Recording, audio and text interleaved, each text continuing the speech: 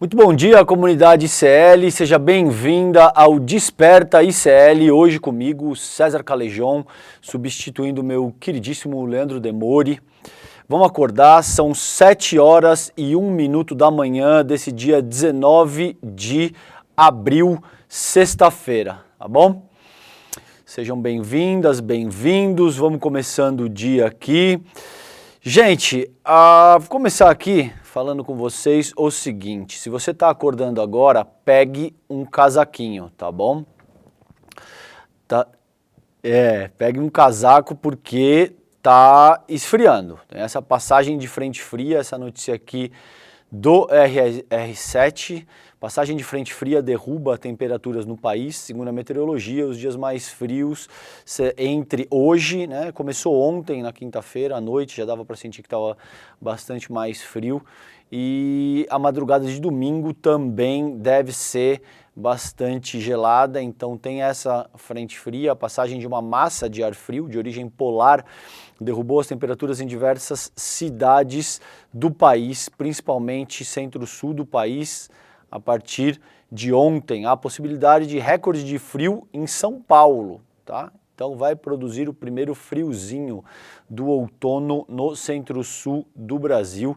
O efeito dessa massa de ar de origem polar será mais forte sobre o sul, onde pode gear nas regiões mais elevadas das serras, mas a queda de temperatura também será sentida no Mato Grosso do Sul e nos estados do Sudeste. Então você já sabe, está acordando agora, 7 horas e 3 minutos, pegue um casaco porque está mais frio do que no começo da semana, tá bom? Esse é o Desperta ICL no ar.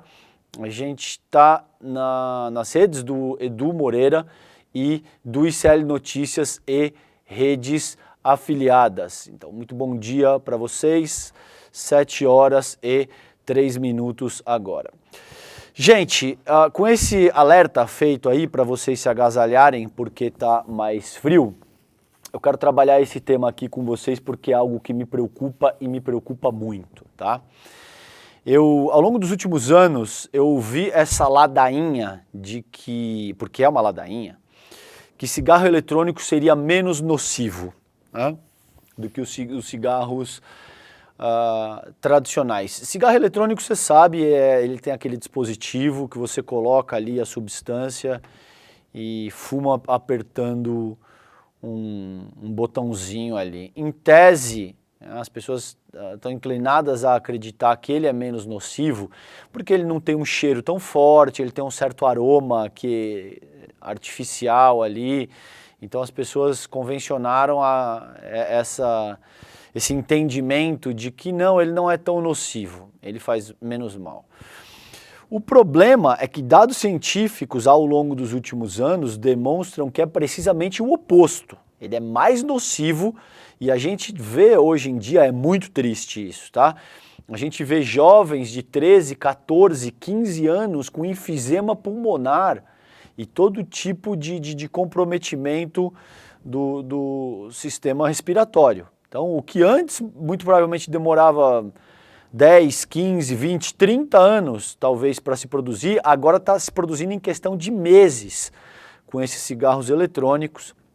Eu sei que você que me escuta nesse momento muito provavelmente tem filho, jovem, adolescente e que está suscetível a esse tipo de coisa aí, cigarro eletrônico, porque é uma espécie de moda entre os jovens hoje em dia, dá um sinal de status, parece que você é sofisticado, fumar o cigarro eletrônico ali, tá bom?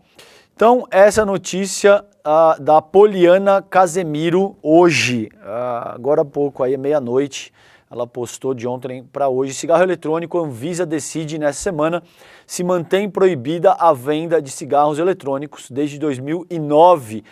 Esses dispositivos não podem ser vendidos no país, apesar de serem facilmente encontrados em qualquer esquina. Confira argumentos pró e contra liberação.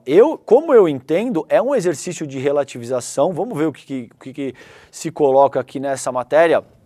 como argumento pró-dispositivo eletrônico, cigarro eletrônico. Porque, assim, a meu ver, é extremamente nocivo, extremamente deletério e é uma questão complicadíssima de saúde, tá? Então, a diretoria da Anvisa se reúne nesta sexta-feira para discutir se mantém a proibição no Brasil sobre a comercialização dos cigarros eletrônicos.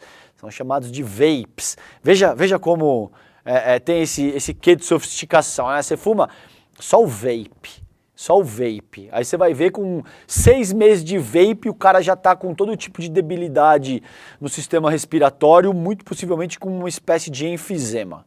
Né? Desde 2009, os dispositivos não podem ser vendidos no país, apesar disso, são facilmente encontrados no comércio popular ou online e o consumo, especialmente entre jovens, como eu disse, só aumenta com sérias consequências para a saúde. Essa matéria do G1 apurou que a agência deve manter a proibição e ainda incluir pontos para endurecer o cerco aos vapes, como a recomendação de campanhas educativas é o mínimo e reforço na fiscalização, incluindo o meio online, principal meio onde o comércio ilegal acontece. Então, a consulta pública realizada pela Anvisa, como parte do processo de revisão da norma vigente, apontou que a maioria dos profissionais de saúde disseram ser contra a liberação no Brasil. Considerando o público participante total, quase 59% disseram ser a favor de mudar a regra atual, incluindo a liberação geral. Embora não fosse obrigatório, a agência resolveu rever os impactos da regra para considerar estudos mais recentes sobre os cigarros eletrônicos.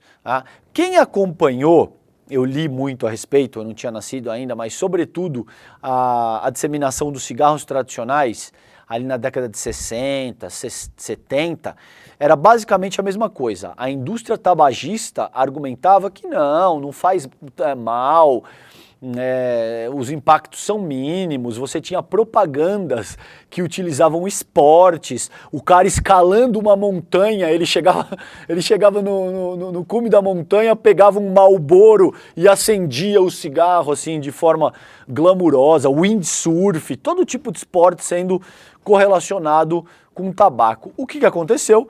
As pessoas começam a adoecer, elas morrem de câncer, elas começam a ter toda sorte de problemas correlatos ao tabagismo. Os estudos científicos nessa questão são aprofundados e aí vem toda uma regulamentação a seguir que diz, não, você não pode correlacionar esporte, você não pode fazer isso e aquilo, você precisa ter um aviso, por exemplo, nos maços de cigarro que alertam sobre os riscos do consumo dessa substância.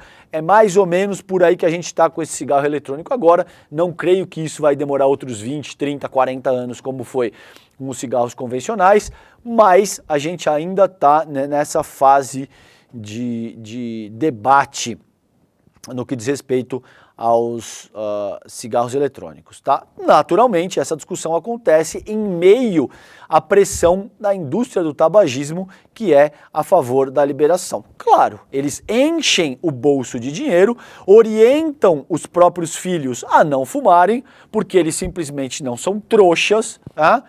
E a população de forma mais ampla que se arrebente. Enquanto a consulta estava aberta, o setor iniciou a campanha Eu Quero Escolher. Então veja, eu fiz questão de trazer esse debate para vocês, porque eu acho que o que o Demore faz muito bem, eu sinto que esse é o papel do Desperta ICL e do próprio ICL de forma mais ampla, é fomentar pensamento crítico. Essa abordagem se dá não só com o tabagismo, mas com a liberação das armas, com a regulamentação das redes sociais. Então é essa abordagem do eu quero escolher. Eu não posso ser censurado, né? Então, isso vai ser utilizado em diferentes dimensões da vida sociais. Existem posts que são pagos em redes sociais, estimulando a participação na consulta, afirmando que o cigarro eletrônico era uma alternativa potencialmente menos tóxica que o cigarro. Isso é balela, isso é besteira. Existem fortes indícios consolidados em estudos científicos que demonstram que é o oposto. Ele faz muito mais mal, inclusive, do que o cigarro tradicional. Longe de mim querer defender qualquer tipo de tabagismo, tá? Se você fuma, o risco é seu, não vou ficar te moralizando aqui, vai dizer que você tem que parar de fumar, mas você tem que parar de fumar urgentemente. E se você tem filhos em casa que estão com essa besteira de cigarro eletrônico, fiquem atentos, porque isso é um veneno e é quase que garantido que essa prática vai gerar todos os tipos de problemas, tá bom? Bom, não vou ler a matéria inteira, mas já dei aqui um panorama geral do que existe de argumento pró, o que seriam os argumentos a favor da manutenção dos cigarros eletrônicos, e evidentemente os argumentos contra são claros como a luz do sol. Tem todo tipo de argumentos que devem ser ressaltados para inibir a prática, para impedir que as pessoas tenham acesso de uma forma facilitada. É óbvio que a questão é muito mais complexa, não se trata só de restringir, é uma questão de saúde, mas o meu apelo para você que me assiste agora às 7 horas e 12 minutos da manhã, aqui no Desperta ICL, se você tem filhas e filhos em casa ou parentes, para todos os efeitos, converse com as pessoas, né? Tenha um tipo de abordagem que seja capaz de alertar para os riscos iminentes que essa prática traduz, tá bom? Então, só para terminar, a Margarete Dalcomo, que é presidente da Sociedade Brasileira de Pneumologia, abre aspas para ela: não estamos surpresos com o resultado da consulta pública, mas isso não interfere no debate científico que se tem sobre o tema. Cada vez mais, os estudos mostram que não há benefício na troca do vape pelo cigarro comum e que ele é tão prejudicial à saúde quanto. Nossa expectativa é a de que a regra seja mantida pela Anvisa, tá bom? Gente, vamos para o site do iclnoticias.com.br. Você já sabe, se vocês não têm o hábito de abrir o site do iclnoticias.com.br todas as manhãs, vocês estão perdendo o melhor time de jornalismo do país, tá bom? Sob o comando do nosso queridíssimo Chico Alves. O que eu trago aqui para vocês é: Nunes Marques, do STF libera bicheiro Rogério Andrade de usar tornozeleira. Vou passar rápido por isso, eu só queria registrar para vocês: o ministro Cássio Nunes Marques, do STF, suspendeu o uso da tornozeleira eletrônica e o reconhecimento noturno que havia sido imposto ao bicheiro Rogério Andrade, né? Você sabe, ele é da família do Castor Andrade, é o principal bicheiro do Rio de Janeiro, é uma pessoa extremamente poderosa no Rio de Janeiro e, para todos os efeitos, no país inteiro, e agora ele conta aí com essa decisão que foi deliberada pelo Nunes Marques. Vocês lembram, é um dos magistrados que foi conduzido à Corte Constitucional do país pelo Jair Bolsonaro. A decisão foi tomada na terça-feira, um processo em segredo de justiça. A medida do Nunes Marques foi confirmada pelo advogado do contraventor, o André Calegari, e enviada ao Tribunal de Justiça do Estado do Rio. O bicheiro usava o aparelho há cerca de 1 ano e meio. Ele alegou que a linha argumentativa é incrível, gente. O Nunes Marques acatou a argumentação da defesa do Andrade, que dizia que ele não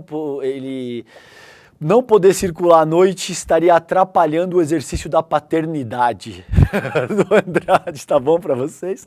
O exercício da paternidade, então ele não conseguiria acompanhar os filhos à noite.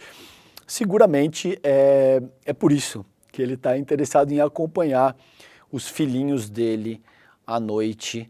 E aí o Nunes Marques revogou a prisão em agosto de 2022 e agora tirou essas outras medidas restritivas e cautelares que pesavam contra esse senhor aqui, tá bom?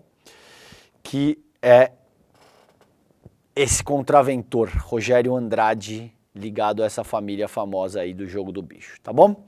Só para a gente colocar em perspectiva exatamente como é que funcionam esses jogos de poder e como muitas vezes o próprio STF vai ao encontro das figuras mais poderosas do país, tá bom?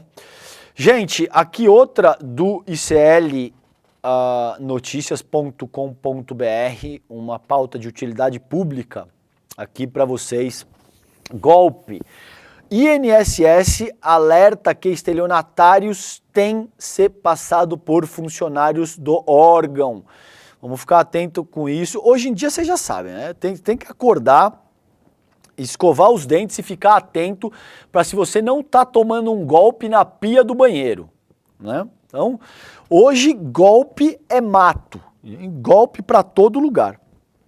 Então, atendeu o telefone, tocou o telefone de casa, senhor, é do Banco Itaú, o senhor ganhou R$1 milhão e o senhor precisa depositar R$600 para liberar o dinheiro. Vocês já sabem, né, gente? Por favor, o senhor, é seu aniversário, recebeu flores, o senhor recebeu flores, só que o senhor precisa dar o... É golpe, é golpe. Quem é que me mandou as flores? Não sabe? É golpe. Desconfie de tudo nesse sentido, certifique-se, recebeu qualquer tipo de ligação de instituição financeira, ligue você para o gerente do seu banco, vá até o seu banco, tome todo tipo de cuidado e precaução, porque hoje golpe é mato. É isso que eu falei. Acordou de manhã, colocou o pé fora da cama, já tem que tomar cuidado para não estar tomando golpe, porque não é brincadeira. Nesse caso aqui, o time do Chico Alves no iclnoticias.com.br nos alerta que estelionatários têm se passado por funcionários do órgão. Golpistas foram identificados em imagens enviadas à PF com crachás falsos para fazer prova de vida presencial. Então você vê que é um negócio sofisticado. Os caras chegam ali devidamente identificados, eles vão te mostrar um crachá, eles vão, não é golpezinho meia boca não, tá bom? O Instituto Nacional de Seguro Social alerta aposentados, pensionistas e beneficiários de auxílios pagos pela autarquia sobre um novo golpe em andamento. Pessoas com crachá falso estão se passando por servidores do INSS para fazer a prova de vida presencial. Os golpistas solicitam dados e foto dos beneficiários. O INSS acrescenta que não está realizando qualquer pesquisa externa para a prova de vida. Matou, ok? Então a gente tem milhares de pessoas assistindo nesse momento aqui o Desperta ICL. Conversem com os seus respectivos amigos e diga o seguinte: o INSS não está realizando qualquer pesquisa externa para a prova de vida. Então, você recebeu um cara que, o INSS aqui, eu vou até tua casa fazer prova de vida. É golpe. Acabou, é simples assim. Segundo o órgão, foram encaminhadas à Procuradoria Federal Especializada imagens de falsários que tiveram acesso aos dados dos beneficiários. O material seguirá agora para a Polícia Federal, tá bom? Nenhuma prática que vise prejudicar ou extorquir aposentados, pensionistas e segurados em geral passará impune. Todas as denúncias serão encaminhadas para apuração que as medidas cabíveis sejam tomadas, sejam elas quais forem, alerta aí o presidente do INSS, o Alessandro Stefanuto, tá? Então, simples assim, INSS não realiza pesquisa externa, gente. Vamos ficar atento com isso aí, tá bom? Eu venho aqui para a home do iclnoticias.com.br para que vocês, seguramente a essa altura vocês já têm o hábito de acessar todas as manhãs o iclnoticias.com.br. Aqui tem essas notícias, a notícia da Embraer oferece 200 vagas com início para agosto, veja como concorrer a uma dessas vagas. A farsa da inclusão nas escolas carioca, esse artigo da Luciana Boitu e Tarcísio Mota, gostaram do meu francês? Pastor evangélico é indiciado por ofender religião de matriz africana em eventos no Rio de Janeiro. Essa é do golpe do INSS que eu escolhi para ressaltar para vocês. E as notícias, os nossos colunistas aqui, tem um texto muito interessante da Juliana Dalpiva sobre a Lava Jato ser hegemônica e uma entrevista, tem uma sessão que chama Sessão 5 Perguntas da Ju Dalpiva, ela entrevista o Rafael Viegas. um texto maravilhoso da Eliana Alves Cruz sobre essa questão aí da Vanessa Camargo, se eu não me engano. Eu honestamente não acompanho o Big Brother, mas eu vi que tem toda uma questão que a Vanessa Camargo foi ali acusada de racismo, né? Ela sai da casa do Big Brother e cria um termo afrobetização, aí ela lança uma música ao redor disso. Creio eu que seja isso, que ainda não tive tempo de ler as colunas, vou ler assim que eu sair do N1 hoje. O N1 está interessantíssimo, daqui a pouco também vocês não podem perder. Chico Alves, Chico Sá, o time de craques que a gente tem aí no iclnoticias.com.br, além de toda a programação que a gente tem no N1, no N2, no Em Detalhes, no Rolê, ICL, tá bom? Então, tá aí, essa é a home do nosso iclnoticias.com.br. Gente, vamos para essa notícia da Carolina Brígido. Foi publicada ontem à noite, 7h18 da noite. Lira indica a STF não ter intenção de abrir CPI sobre Alexandre de Moraes. Eu fiz essa análise há alguns dias que me parecia pouco provável. Eu converso muito com o time do ICL que está em Brasília. Eu tenho certeza que o ICL tem talvez o melhor time em Brasília, né, com a Elo Vilela, com o Misael, o Jorge Misael, o Misa, e todo o time ali que atua o Guga Noblar, muito bem lembrado, o Gui Bessa, obrigado. Então a gente tem em campo seguramente o melhor time. O Misael entende muito de trâmites constitucionais, de política institucional, a Elo Vilela também, o Guga Noblar está sempre em loco ali, entrevistando os parlamentares e tal, e eu vinha conversando sobretudo no que diz respeito a essa questão com o Misael, e tinha colocado para vocês que parecia pouco provável que o Lira queira fazer um enfrentamento com o próprio STF, mesmo com o Poder Executivo. O Lira tá mostrando as armas para conseguir aumentar a sua capacidade de barganha e negociação. É óbvio que a depender de como as peças sejam conduzidas daqui para frente, tudo pode acontecer. O que a Carolina Brígido dá conta nesse texto dela para o UOL é que o Lira indica não ter a intenção de abrir essa CPI sobre o Alexandre de Moraes. O presidente da Câmara enviou ao Supremo um recado no sentido de que não tem a intenção de instaurar uma CPI para apurar a conduta do ministro Alexandre de Moraes, nem das cortes que ele atua, ou seja, o próprio STF e o Tribunal Superior Eleitoral, o TSE. E o Lira não é bobo, o Lira sabe que a materialidade jurídica é nula. Isso aí é uma fumaça. Eu gostei muito da síntese. Ontem eu e o Leandro Demori participamos no estúdio aqui do N1 e o Demori deu uma definição perfeita. Ele disse o seguinte: o Twitter Files é a mamadeira de piroca do Twitter.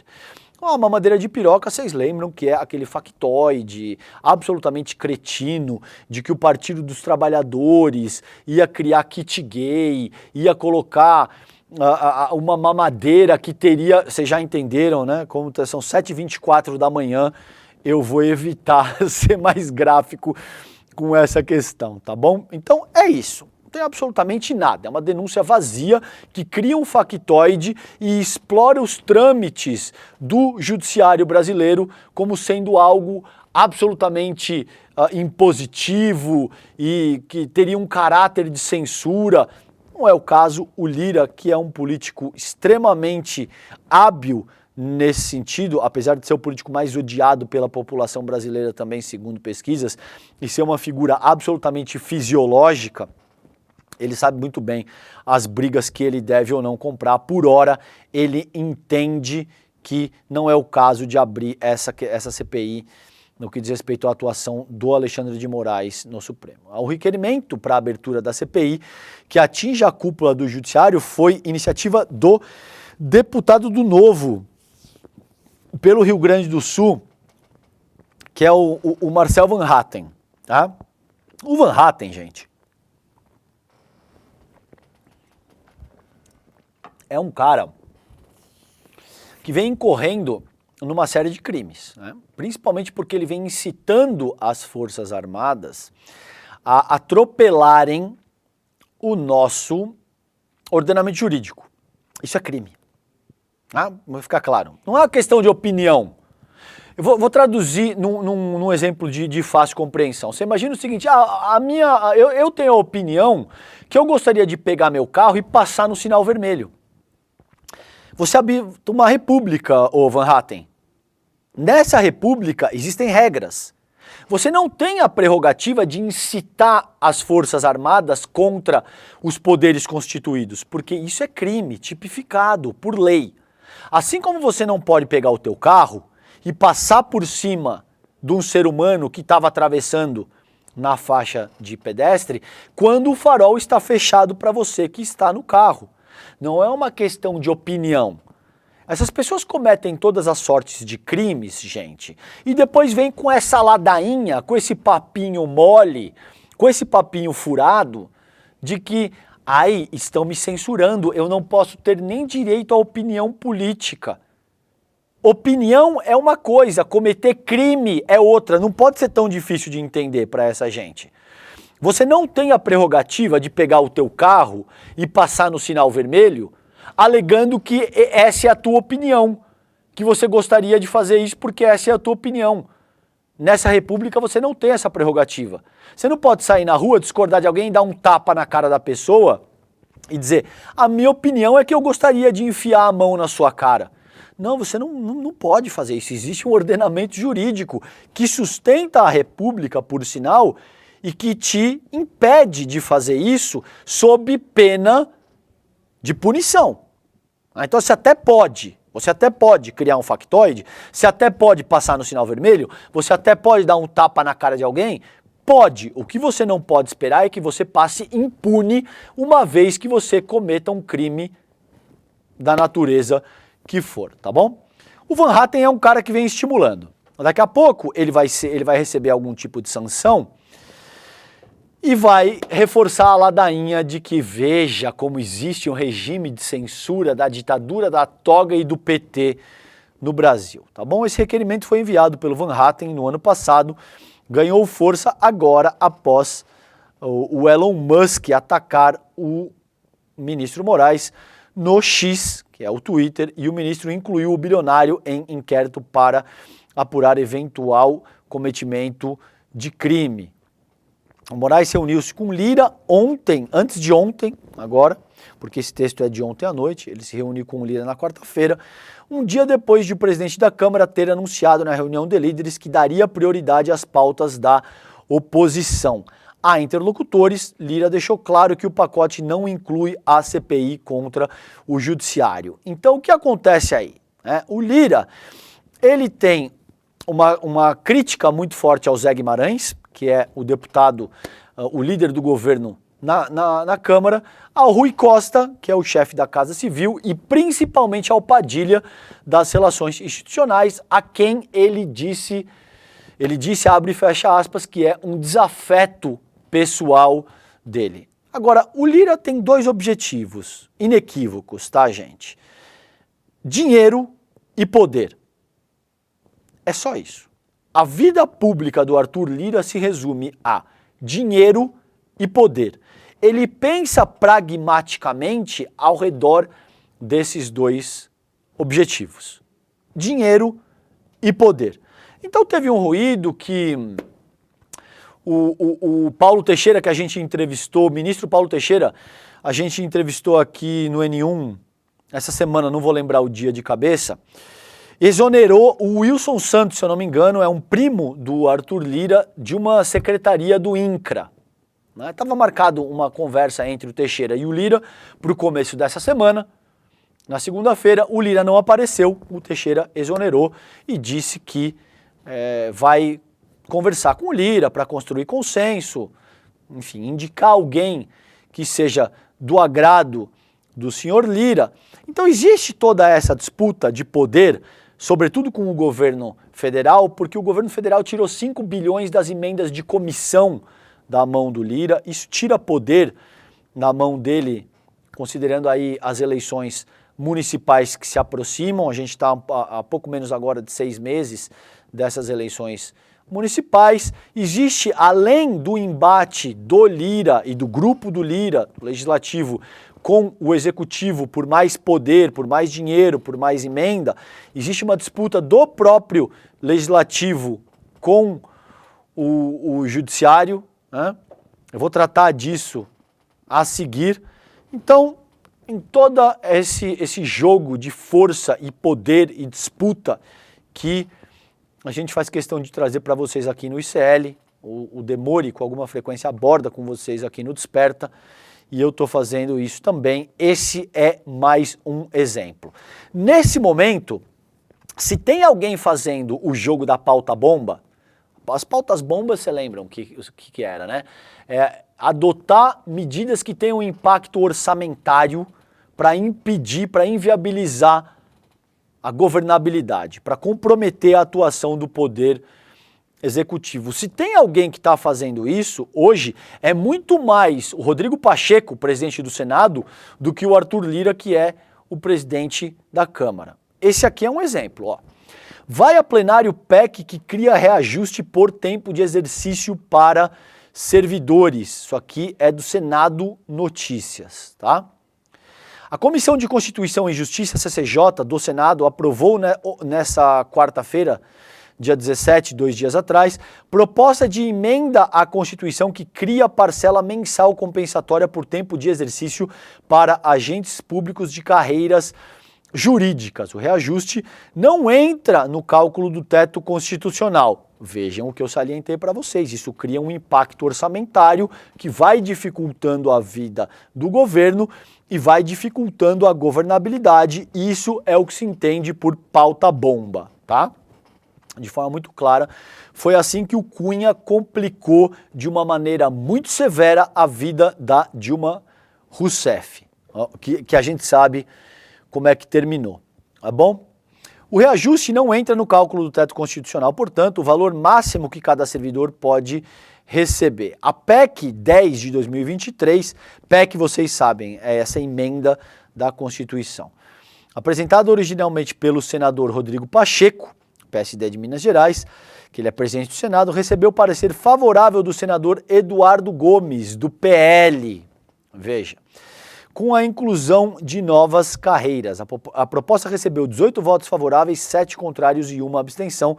O texto agora segue pro plenário. Essa votação foi na CCJ, que é essa Comissão de Constituição e Justiça, que analisa ali o caráter constitucional, jurídico, que dá o parecer nesse sentido. O Pacheco apresentou a PEC inicialmente englobando juízes e integrantes do Ministério Público. Para ele, é necessário corrigir distorção de remuneração de magistrados em início de carreira, os quais podem hoje receber remuneração superior aos que se encontram no final da jornada profissional. Além disso, segundo Pacheco, a criação da parcela contribuirá para a valorização das carreiras no Judiciário e no Ministério Público. É óbvio, Pacheco, é óbvio que toda a nossa classe jurídica ganha muito pouco, eles estão numa situação muito complicada, então é óbvio que você precisa valorizar o Judiciário em detrimento do restante do país, que já está super bem. A classe trabalhadora já está super bem, então, de fato, prioridades, né? Prioridades. É óbvio que a gente precisa aqui valorizar o judiciário. E depois disso teve algo muito estranho, o próprio Pacheco recebendo uma comenda da ordem do judiciário com um colar. Então tem todo um jogo de poder aí que o Pacheco está fazendo e que visa pretensões eleitorais, tá bom? Nada na política, gente, vale a pena salientar, esse é um programa que trabalha o fomento do pensamento crítico, é de graça. Tem uma frase no mercado financeiro que é: não existe almoço grátis. Na política é absolutamente a mesma lógica. Não existe almoço grátis. Ah, César, mas isso incluindo os partidos de esquerda? Todo e qualquer partido e figura política que atue na política institucional segue esse preceito elementar. Essa é uma questão basilar, fundamental da política institucional. Não existe almoço grátis. Todas as vezes que vocês se verem confrontados com uma determinada medida, um anúncio, o que quer que seja, podem ter certeza que existe um jogo mais amplo que está sendo travado nos bastidores e que vai ao encontro ou de encontro com os interesses das partes atuantes na própria questão, tá bom? Vamos ficar de olho porque isso está muito em voga nesse momento, principalmente o Arthur Lira mostrando as armas, querendo exigir cada vez mais do governo federal e principalmente esse embate entre legislativo e judiciário, e também tem um embate entre o Senado e a Câmara por disputa de poder. Como eu já disse, então, tudo gira ao redor dessa disputa de poder e nunca existe almoço grátis, tá bom? Gente, 7 horas e 36 minutos, muito bom dia para você que está chegando agora no Desperta ICL. A notícia não é boa, né? Tem Tarcísio deve liberar PM para registrar pequenos delitos em nova derrota à Polícia Civil, né? Especialista aponta momento ruim em enfraquecimento dos agentes. Secretaria de Segurança diz que medida será executada. A gente tem o Derrite, que é uma figura complicadíssima para dizer o mínimo, tá bom? Esse texto é da Folha de São Paulo, do Rogério Pagnan e do Paulo Eduardo Dias. Saiu nessa madrugada, às 4 horas da manhã dessa sexta-feira. O governador de São Paulo, Tarcísio de Freitas, do Republicanos, deve atender um antigo anseio da PM, a Polícia Militar, e liberar a tropa para elaborar os chamados termos circunstanciados de ocorrência destinados a registrar crimes de menor poder ofensivo. Gente, isso é um termo sofisticado para dar um nível de autonomia para a Polícia Militar que abre um precedente absurdo para toda sorte de coisas. O senhor Tarcísio de Freitas, ele está fazendo populismo penal, porque ele já percebeu que abordar a questão da segurança pública sob esse prisma rende voto, tá bom? Falando o português claro, agredir e matar pretos e pardos em comunidades periféricas em São Paulo dá voto. É simples assim. Eu sei que é extremamente forte o que eu estou dizendo, mas infelizmente eu não vou tergiversar a questão. É exatamente isso. O senhor Tarcísio e as principais lideranças da extrema-direita neofascista nacional têm isso muito claramente nas suas abordagens eleitorais. Eles sabem muito bem que promover esse tipo de populismo penal rende voto. A extrema-direita e a direita liberal, para todos os efeitos também, salivam, eles batem palma quando tem esse tipo de operação escudo, quando tem esse tipo de operação verão, que vocês viram na Baixada Santista, no Guarujá. Tá bom? Então tudo isso é deliberado. Tem uma estratégia eleitoral que passa por esse populismo penal. Então, a corporação, considerando os TCOs aí, os termos circunstanciados de ocorrência, a corporação já prepara a tropa para assumir esse novo trabalho, segundo noticiou o site Metrópolis. A Secretaria da Segurança Pública do senhor Derrite confirma a Folha que dará aval para isso. Embora a liberação esteja amparada em entendimento do STF e já exista em vários estados brasileiros, a medida é vista como uma afronta e derrota à Polícia Civil. A corporação vem sendo colocada de lado nas grandes operações de combate ao crime organizado realizadas pelo Ministério Público, que no lugar dela tem acionado justamente a Polícia Militar. Então, gente, esse é o senhor Derrite ao qual eu me refiro. Veja, o que está em curso no Brasil é muito sério, porque um conjunto de medidas. A gente viu passar no Senado, por exemplo, a criminalização de qualquer quantidade de droga. E o que a gente tem hoje no Brasil é facções criminosas que se tornam extremamente poderosas, principalmente em virtude de duas coisas. Eu poderia acrescentar outros elementos, mas por o efeito do tempo que eu tenho com vocês para essa análise, eu vou analisar isso, só que, ao meu ver, é o cerne da questão.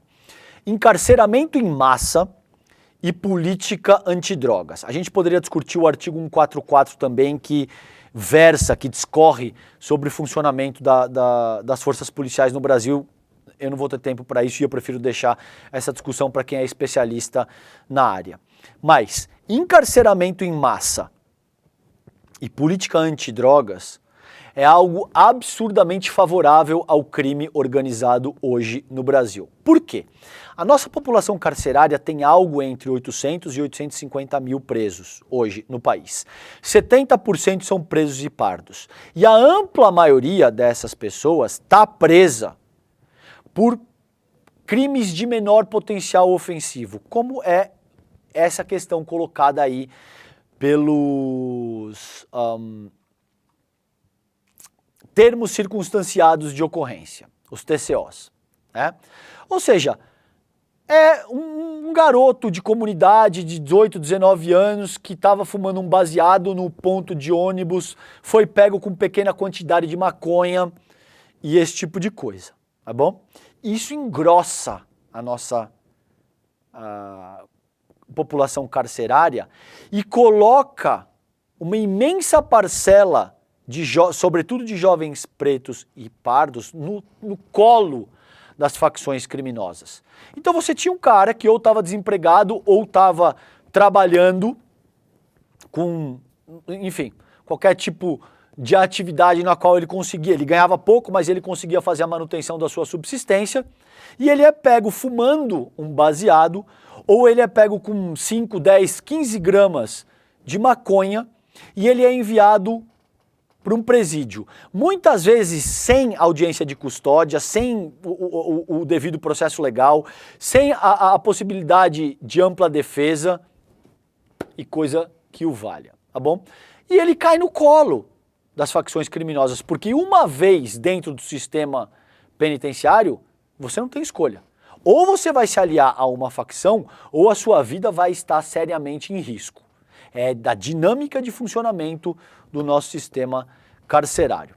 Então existe todo um populismo penal que está sendo adotado pela extrema-direita neofascista e que vai agudizar a milicianização da nossa vida social e política e vai oferecer ainda mais força e material humano para as nossas facções criminosas, tá bom? Vamos ficar de olho. Infelizmente, o Tarcísio foi eleito governo do estado, ele vai avançar nessa direção, é um tema que a gente precisa estar muito atento. Gente, vamos lá.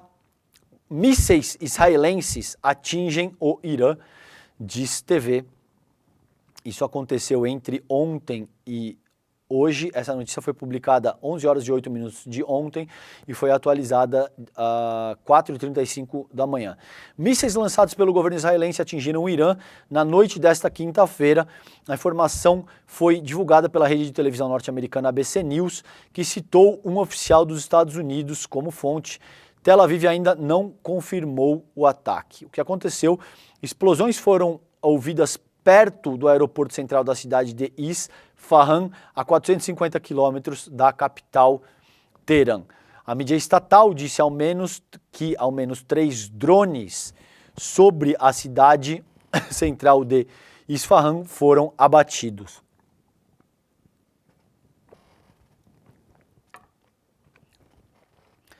A Iranian Press TV também está relatando que uma explosão foi ouvida perto do centro da cidade. Nenhum dano foi causado no ataque. O ataque teve como alvo uma base de área militar. O objetivo era enviar essa mensagem de Israel por atacar o Irã nos últimos dias. Teve aquele ataque com drones e mísseis do Irã contra Israel, retaliando o ataque de Israel à embaixada iraniana em Damasco, na Síria, tá bom? Os sistemas de defesa aérea do Irã foram ativados em várias províncias do país. Instalações nucleares do Irã não foram atingidas e permanecem ilesas. Ao menos 8 voos foram desviados do espaço aéreo iraniano, segundo a CNN. Se ficar nisso, gente, se ficar nisso, ao que tudo indica, o conflito Irã-Israel deve parar por aí de forma direta, porque eles vêm lutando através de grupos indiretos que se chamam proxies durante muito tempo, décadas agora, tá? Mas essa agressão mais direta de Israel atacar uma embaixada iraniana e o Irã retaliar, exercendo seu direito de defesa contra Israel, mais recentemente diretamente contra o território de Israel, é novo, né? Então, e caracteriza um novo tipo de paradigma, considerando o embate entre os dois países. Se ficar nisso mesmo, deve parar por aí. E a coisa não deve escalar, porque o que está em jogo é a escalada de um conflito regional no Oriente Médio. E se esse for o caso, a gente tem o risco de ter um conflito mais amplo. Porque aí você pode ter Estados Unidos se envolvendo de um lado, China e Rússia se envolvendo de outro.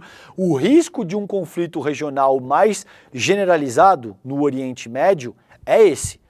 É que a partir desse momento, os desdobramentos se tornam imprevisíveis. Vamos acompanhar o que vai acontecer a seguir. Não acho que tenha atualização disso nesse momento. É isso, por enquanto.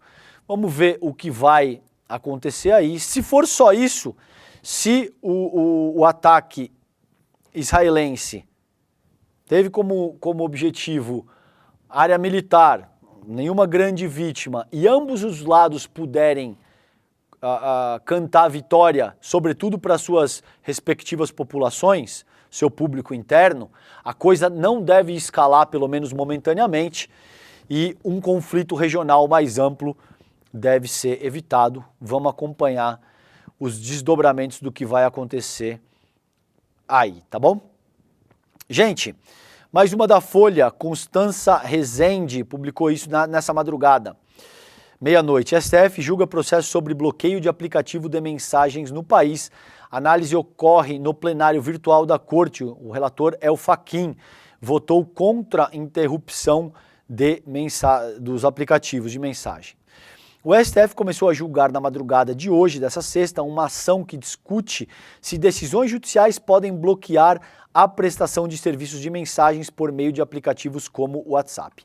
O caso concreto em análise é sobre a decisão de uma juíza do Rio de Janeiro que determinou em 2016 o bloqueio do mensageiro no Brasil de modo imediato. A medida foi tomada porque o aplicativo não compartilhou informações no âmbito de uma investigação criminal.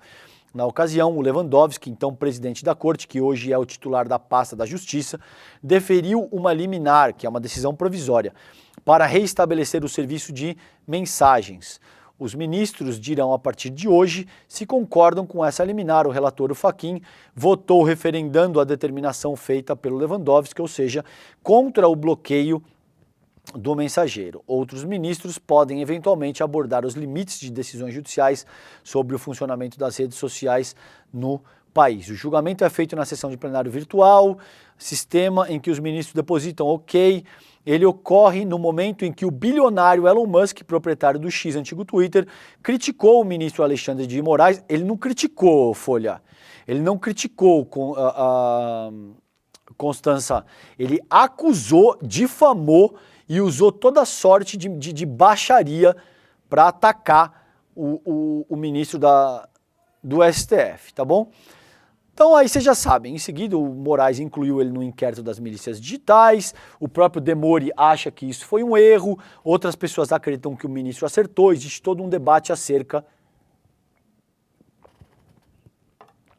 desse movimento do Elon Musk. A gente trabalhou isso integralmente ontem no N1, eu fiz uma análise, Demori fez análise e a gente vem acompanhando de perto esse caso. O fato aqui, gente, é que tudo isso precisa ser debatido pela sociedade civil, por todas as partes envolvidas na formulação da vida social e política do país. Essa nova tecnologia, né, sobretudo no que diz respeito a redes sociais, smartphones e tal, cria um novo paradigma de sociedade. A gente não pode ter a legislação ou um código civil ou um código penal da década de 1940, quando isso sequer estava no horizonte ainda. Não é que não existia, não estava nem no horizonte, né? Esse tipo de tecnologia. A gente está passando por um processo de debate, de enfrentamentos, de discussões que tem por objetivo principal endereçar esse novo nível de complexidade que surge com essas tecnologias, tá? Gente, vamos pro G1 aqui, Júlia Dualib, da coluna da Júlia Dualib.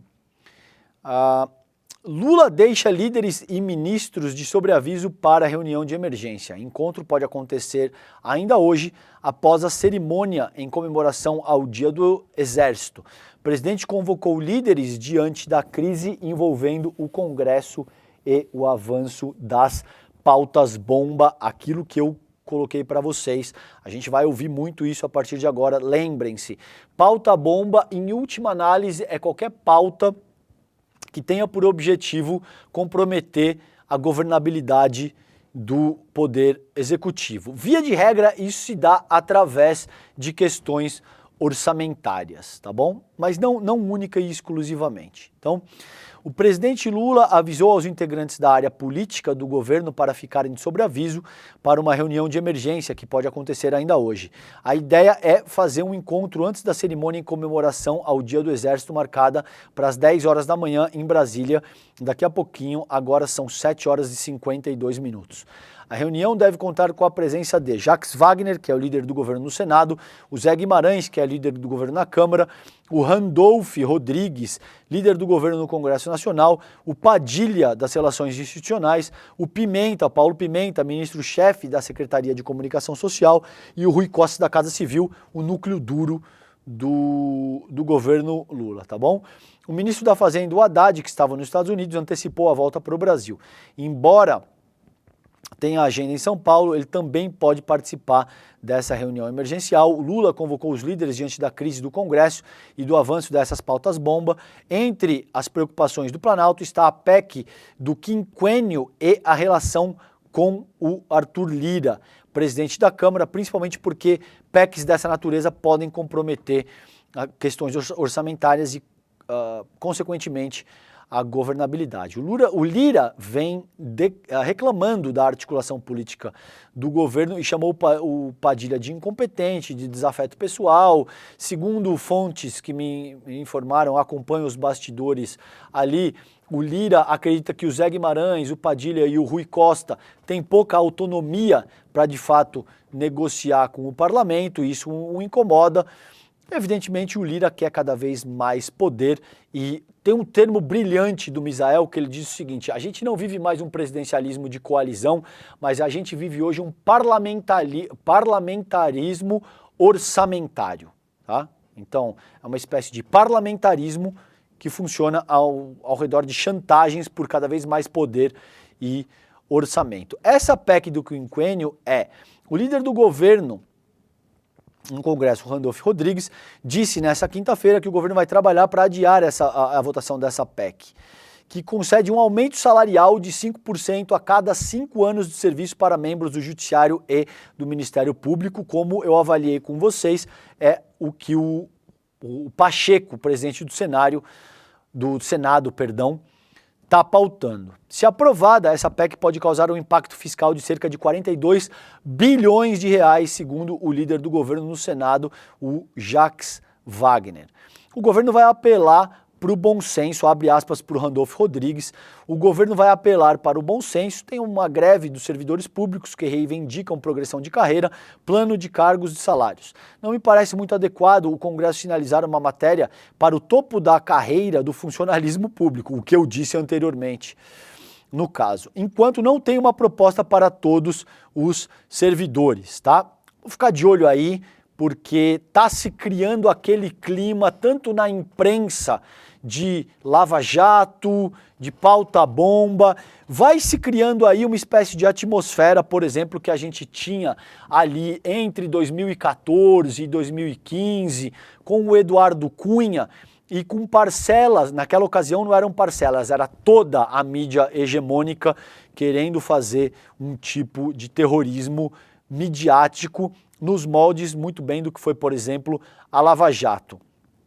Existe um espírito que ronda aí o governo Lula e que muito prontamente o Lula já percebeu, não por acaso ele está chamando essa reunião de emergência com o núcleo duro do seu governo, tá bom?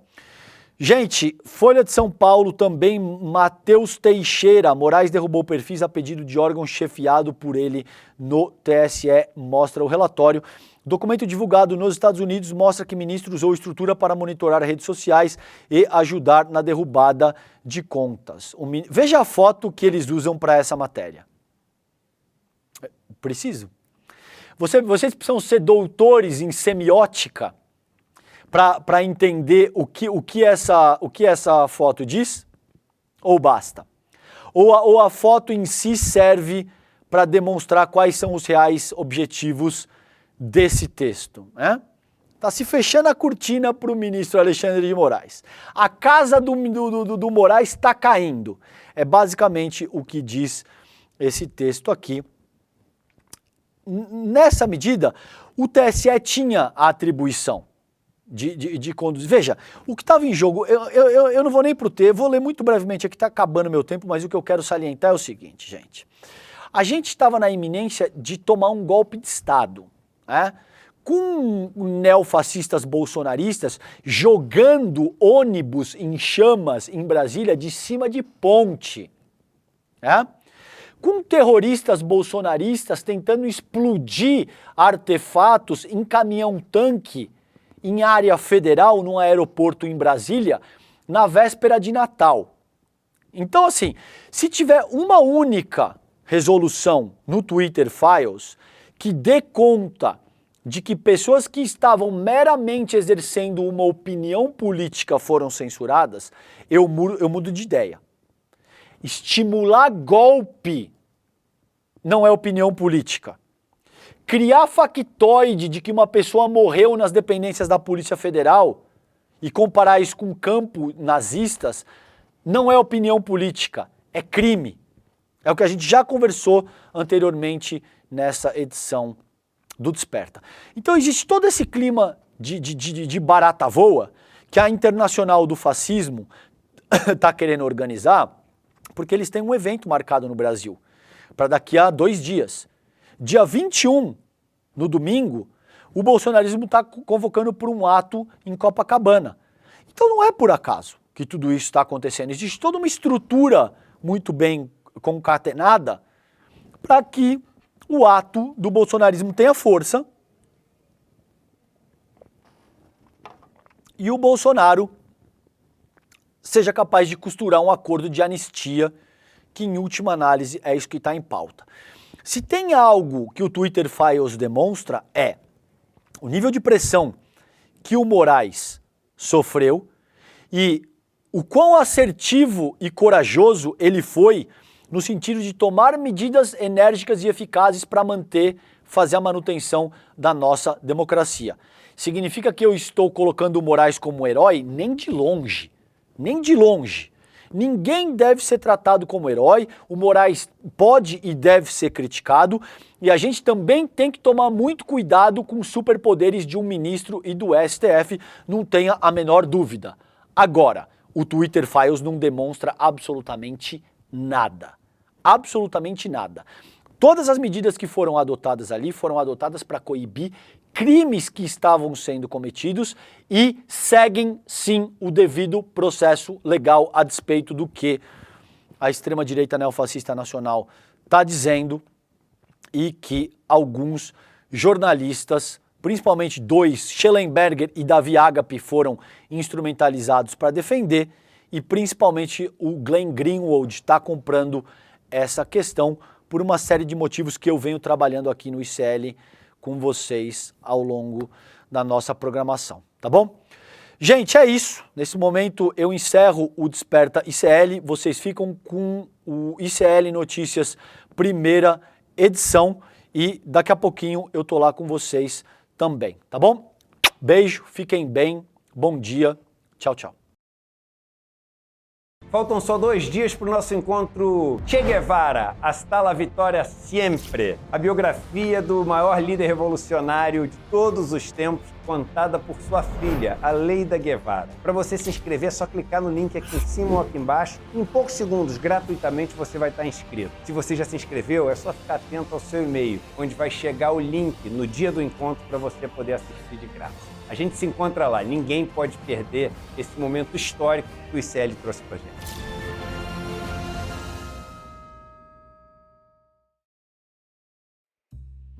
Quando a apresentadora Oprah Winfrey estreou um programa sobre a perda de peso, todo mundo ficou chocado. Até a Oprah entrou na febre do tal do Ozempic, a semaglutida. Tem os seus riscos e está sendo debatido no mundo inteiro quais são os efeitos dessa medicação para o emagrecimento. No Em Detalhes de hoje, eu conversei com a jornalista Adriana Ferreira Silva, que escreveu uma coluna no Nexo Jornal a respeito do Ozempic, ou melhor, da semaglutida.